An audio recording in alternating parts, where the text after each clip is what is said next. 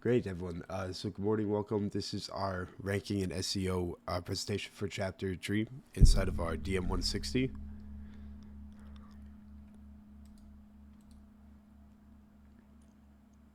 Great. And in today's lesson, we're going to be doing a bit about SEO's on page and on site optimization, which is something that we talked a bit about yesterday.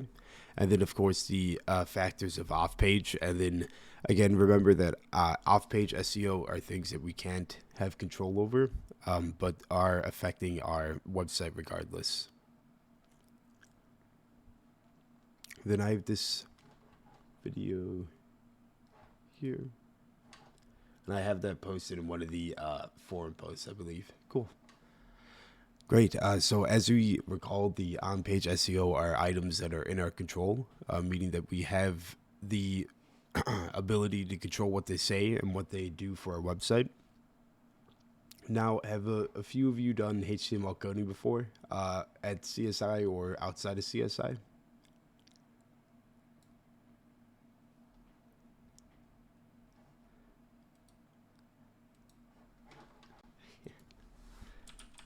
And as a reminder here, HTML coding, a bit of it here is if you go to this inspect page, you'll go ahead and see that majority of the text here, this is all code that's laid out for us.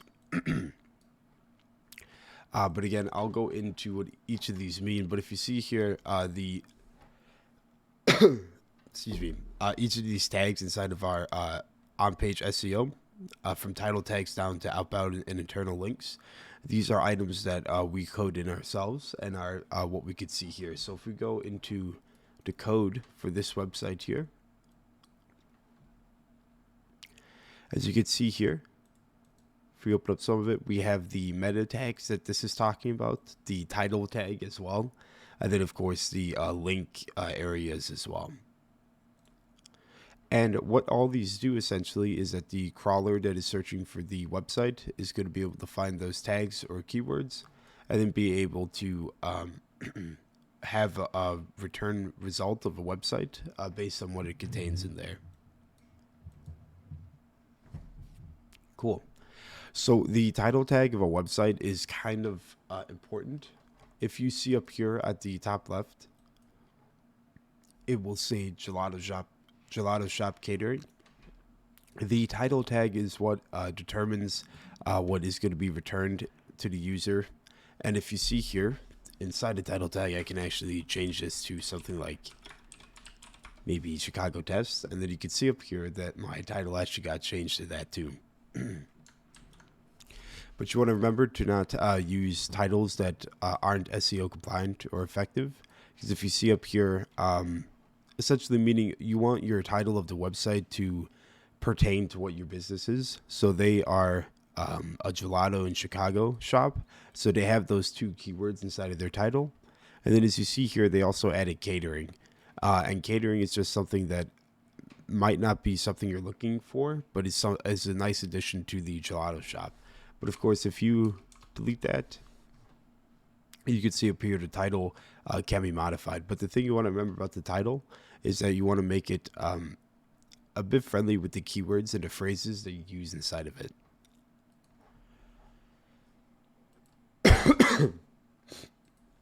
Excuse me. Great.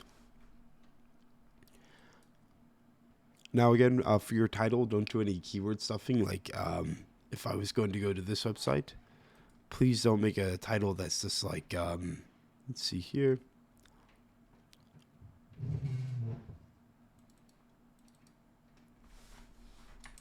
Something that is like, let's see here.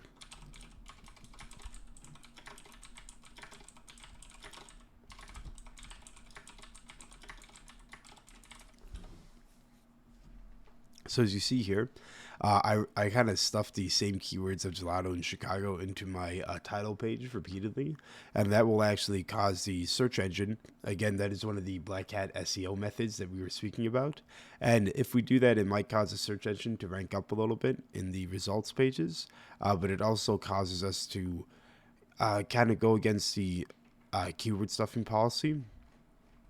And again, you want to make sure that your title is has a few phrases that are important to your business, but doesn't repeat them constantly, and it's not irrelevant. Make sure that your content and stuff is relevant to what you're selling to, and that there's not a single keyword either in the page title. In general, your page title should just be a way to show off your business and educate the users about what's going to be in that page.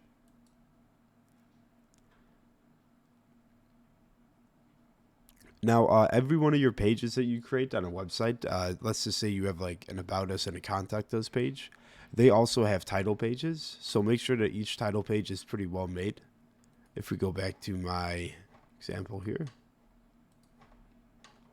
great. Maybe we go to catering, or I'll go to news. And if I inspect this title, inside of their head page, their title is it's not just news, but they also have the name of their restaurant or business inside of the title with Chicago as well. So they're still kind of putting their business and brand in the title, even if the news story isn't directly related to selling items to users. So that's a good example of how the titles optimization works. Let's see here. There's like a pint packs page. And as you see here with this one, the title's a little bit different than the other pages. But as you can see, let me find it here. Yep. Oh, it's the wrong one. Anyway, the title up here, as you can see, the Blacked Out Gelato is back again. And that's just kind of what we're going to do with these title pages to make sure that the user knows what each page is actually about. And again, make sure that you don't have a very long title page, or sorry, title tag, as that will cause it to look a bit weird on mobile and other responsive websites. Now, if you can see here, there's something called the meta keywords and descriptors, and these are important because of this type of logic right here. So let me pull up one more search result page really quick.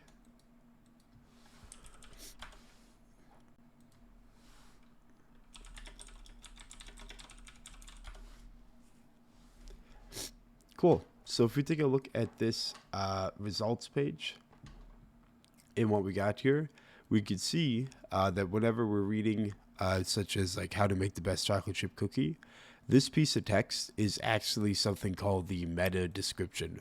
So if I go into this website and I go to inspect and I try to inspect what I just saw there,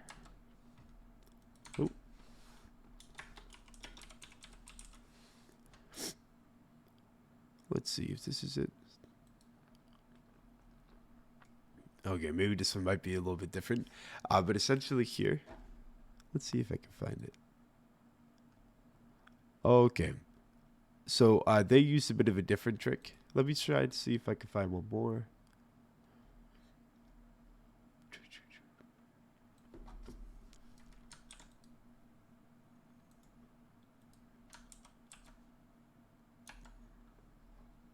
Perfect. I think it'll be up here. Cool. So as you see here, sorry about for a little delay getting there. If you see here inside of our code, there's a meta tag here, and with the property is description. And again, you guys don't need to worry about like understanding all of these pieces of code. The only thing I wanted to show off is that the meta tagline is important because the content that the meta tag has is what the search results robot is going to see too. So you can see here that we can create quick and easy sugar cookies. And then that's just a description of what the overall page and the content inside of it's about. But as you can see here, meta properties are a good way of being able to describe to users what the website page is about without the user clicking on it. And again, meta tags are important because if you see here, excuse me, the meta tag is what's going to be on the user's page here in the little search results down there. So meta tags are important for that. And then again, make sure that the meta descriptions that you have are limited to around 155 to 170 characters. But we can discuss, there's lots of different ways you can approach those. But just make sure that whatever you're writing into meta keyword and descriptor is related to your page. Great. And again, please avoid stuffing meta keywords and descriptors into this guy. Make sure that you just kind of do a good job of describing the content you're showing, but don't overload it with trying to sell a point or a business.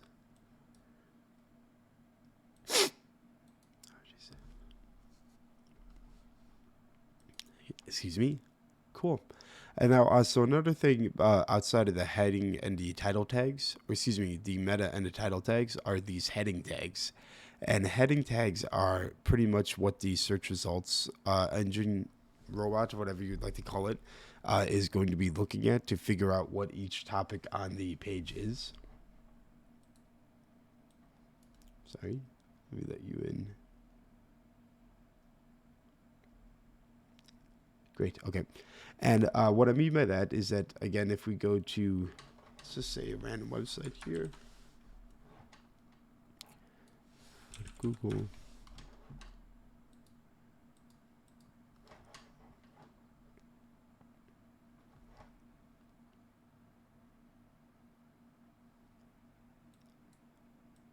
Perfect. Sorry, everyone. If I go into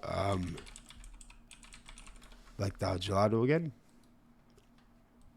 and I go ahead and I try to take a look at their code. And again, I just wanted to show this off so you guys could see it on an actual site. But if we go, we might be able to find some headings here. Let's see here. Maybe we won't. Let's see.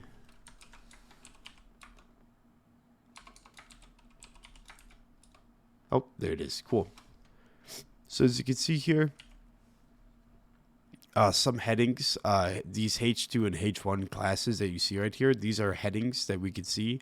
And although it only says welcome right now, you can see that some of the headings contain descriptions and text that the that robot is going to see when it's crawling through each website. So just make sure that you see in each of these guys. And in majority of websites that use headings and stuff are going to be the same, but the content of the headings is what the robot is going to look for in order to return the proper search result. And again, the general idea is that it's going to educate the readers about the information on the page. Cool. And then again, I didn't know if we've done a lot of coding before or anything like that as well. But generally, if you're starting with the level 1 header, you should go on to the level 2 and so forth as good practice. But again, please don't. You can include keywords in your headers, but don't repeat them too often,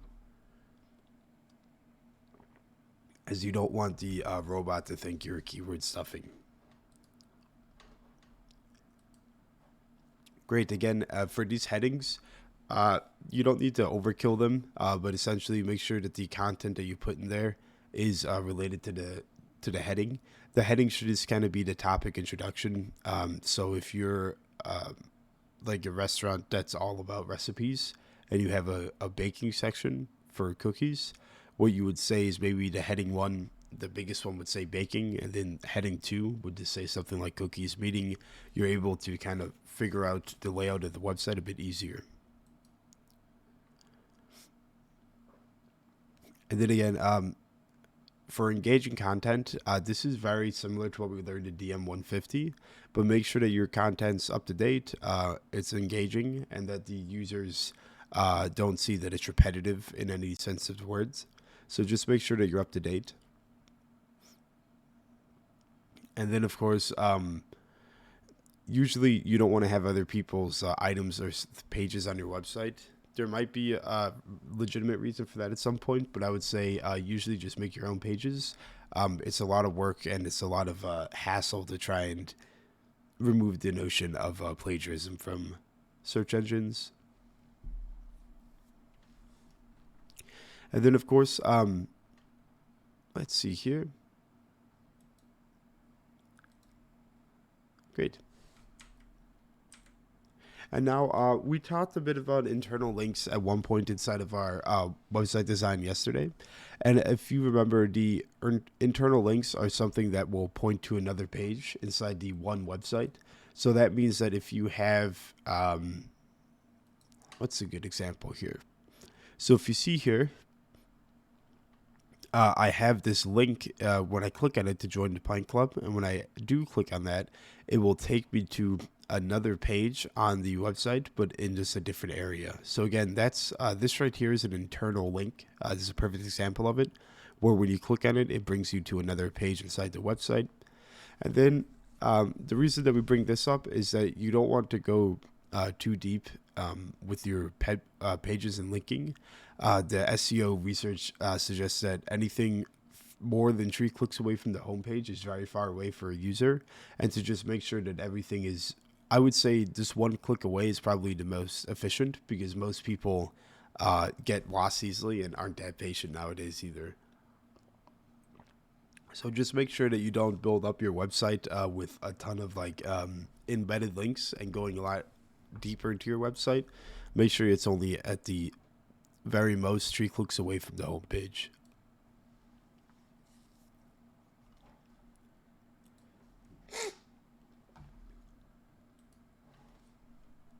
Now, the opposite of your inbound links will be those outbound links, where it's going to be pointed to another website. Outbound links are good for niche topics or extra information. For instance, if you are if you have a blog about computers and then you're doing a blog about Apple's new product, you could probably have an outbound link at the end of your blog post to like Apple's presentation or something. I think that's fine, because that shows you that you just care and that you add in the extra step to your content.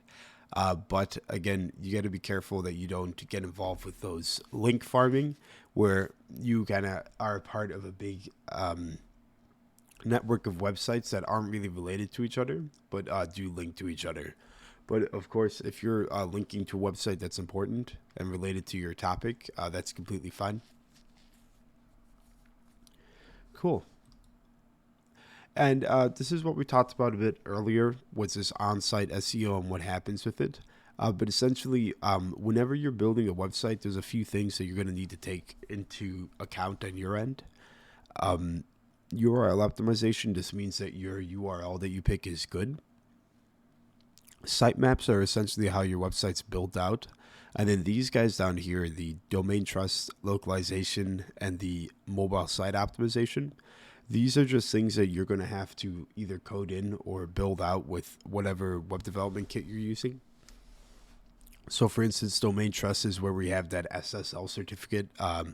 If you ever see a website that just says HTTP and there's no S inside of it, that means that it's not secure. And then those websites aren't going to be listed as highly as ones that are secure. It's very easy to get a secure website nowadays, though. Localization is having different languages. So a few websites might appear in German or Spanish, but you can translate it into English and vice versa. So localization is a very key factor that boosts up your website. Mobile site optimization and responsive websites are essentially a way to build your website so that anyone on a phone can use them. And because I think nearly everyone has a phone nowadays, it's really important to make sure your website is built for mobile as well. I think this last one is just generally good. Like, don't overload your website. Make sure that it's fast and that people can load it properly. Oh, this goes through all from here, but a few more steps about the URL optimization. Human readable, and if you want to use spaces between any of the code that you have, use the hyphen instead of the underscore, just because the hyphen is read easier by the search engine. Also, it looks a bit better than the underscore. A favicon is a cool little logo that appears inside of whatever you're working with.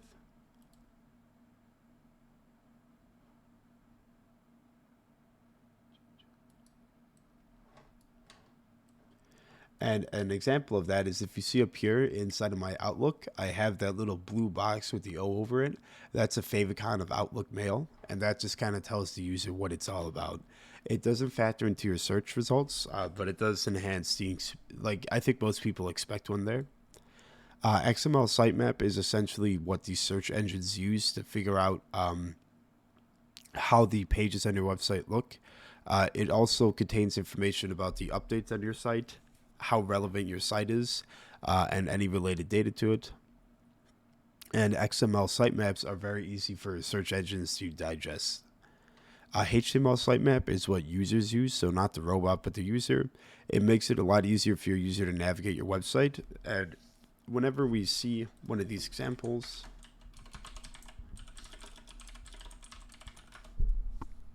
excuse me, as you can see here,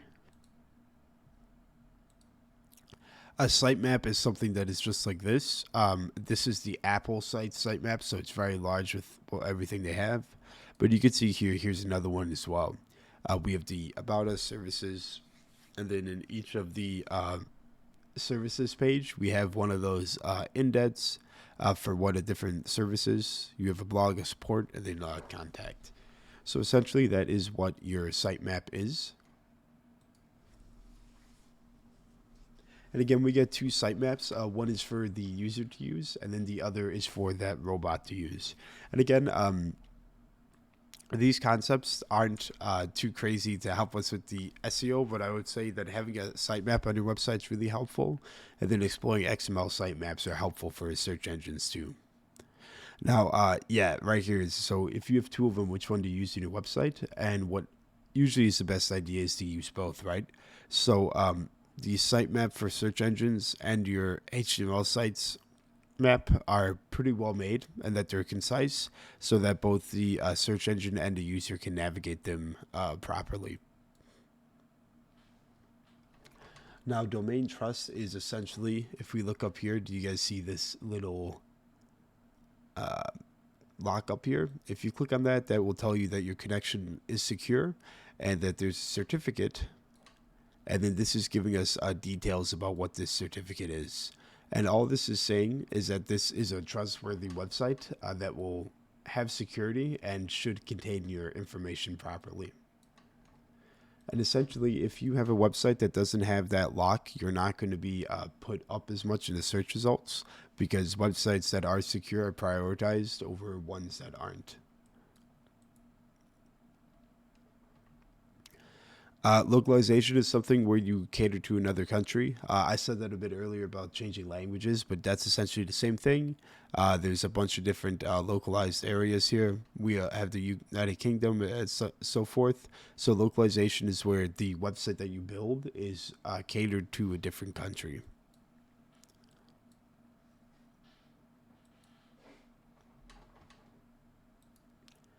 Now, mobile site optimization is something interesting because there's a lot of different ways you can go about it.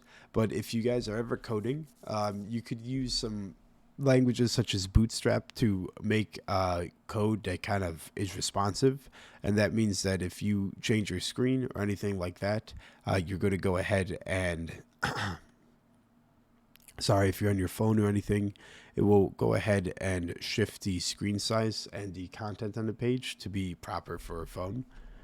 Let me see if I can get some for you guys.